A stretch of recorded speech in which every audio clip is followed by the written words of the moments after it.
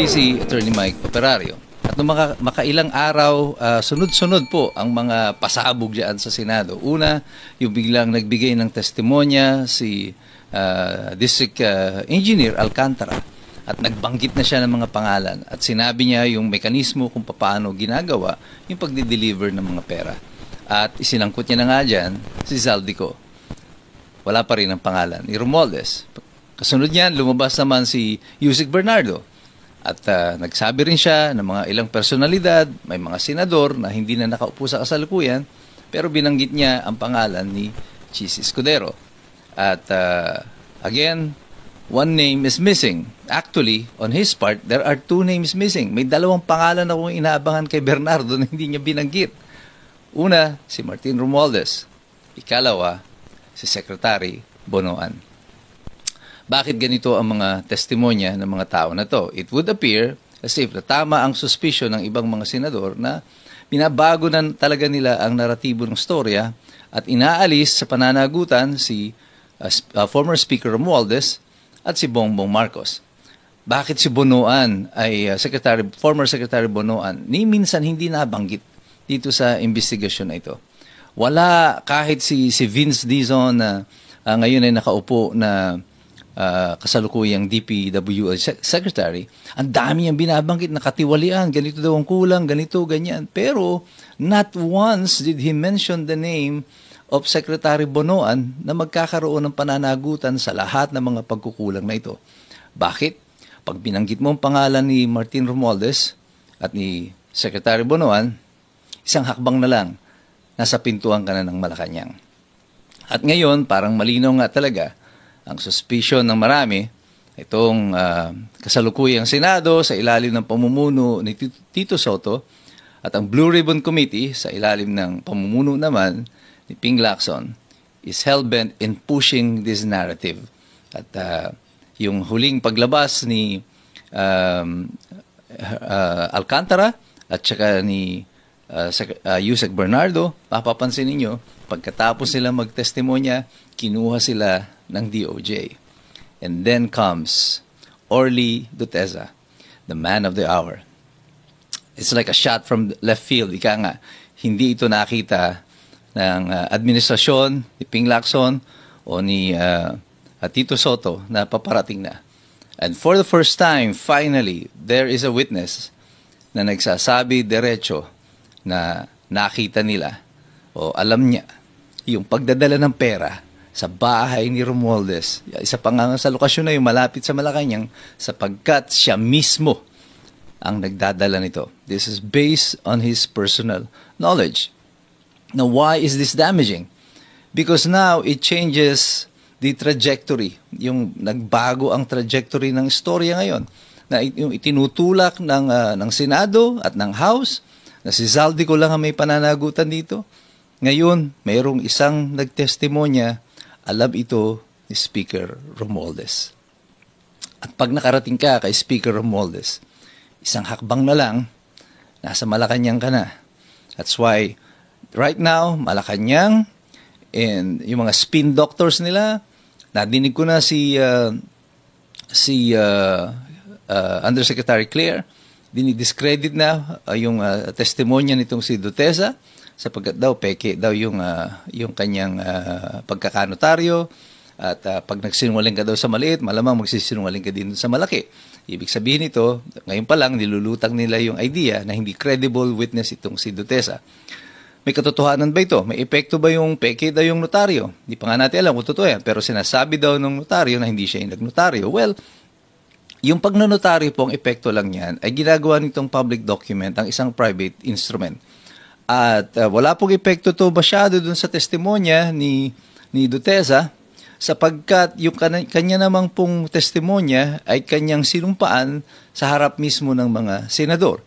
And that is also the same as giving your testimony under oath, kapareho ng kapag ikaw ay nagpapanotaryo.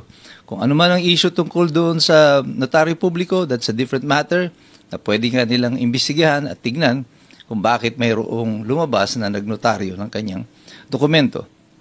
Pero malinaw sa lahat na itong si Duteza, alam niya yung kanyang sinasabi.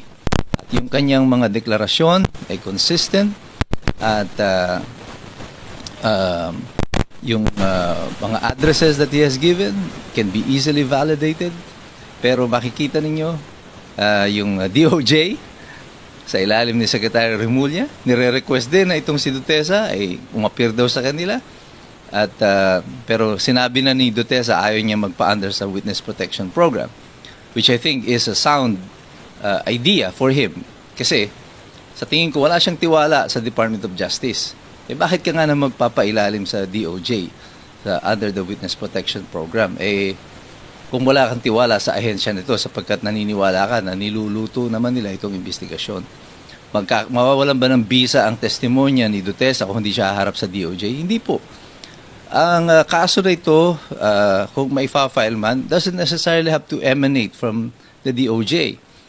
Dahil pwede pong mag-assume ng jurisdiction dito ang ombudsman. Unfortunately, baka balang araw, magulat tayo, si Remulla na rin ang ombudsman.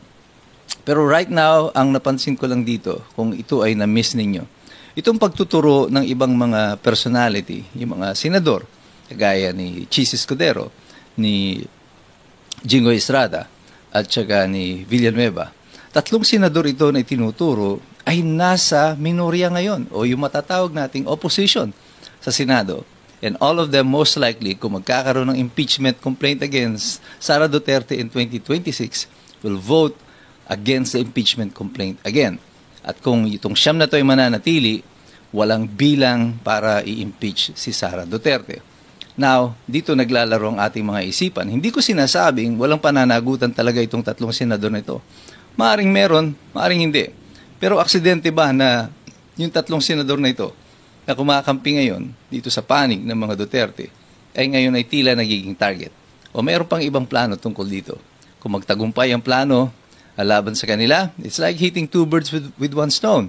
Na i-divert mo yung attention doon sa flood control and at the same time, makaka-eliminate ka ng mga potential na kalaban mo against the impeachment of Sara Duterte again that they will try, most likely they will try in 2026. Ay anong epekto nito sa katotohanan ng hinahanap ng Senado? Well, sa totoo po ako personally, wala po talaga akong kumpiyansa na may mangyayaring positibo dito sa investigasyon ng Senado. Nasa kanila po ang majority. So whatever evidence you produce there, they can cast it aside. Ay kagaya po ito si Ping Lacson, sinasabi na niya na kailangan ng thorough background investigation dito kay Dutesa. He's a good policeman. You give it to him. Magaling na investigator si Ping Lacson. And if anyone can find anything dirty in your laundry, it is Ping Lacson. At pwede niyang hanapan ito, gawan na nila ng paraan para magkaroon ng negatibong impresyon dito sa testimonya ni Dutesa. At sa tingin ko, huwag kayo magugulat kung sa mga susunod na hearing, ang mga impormasyon laban kay Dutesa ay manggagaling mismo kay Ping Lacson. Pero tayong lahat, andito tayo, patuloy tayong tumutok, magpasalamat po tayong lahat kay Senator Marcoleta for bringing Dutesa in this investigation. At nagkaroon po at least ng isang malinaw na link doon sa mga dapat na managot dito. Pero dapat pong ipanalangin natin si Dutesa at ang kanyang mga kasamahan. At sana marami pa mga sumulpot, lumakas ang loob sa ginawa na ito ni Orly Dutesa. Tayong lahat, patuloy tayong mag-participate, patuloy tayong mag-engage, patuloy tayong mag-aral sapagkat mahirap makialam ang taong walang alam. God bless you, God bless us all.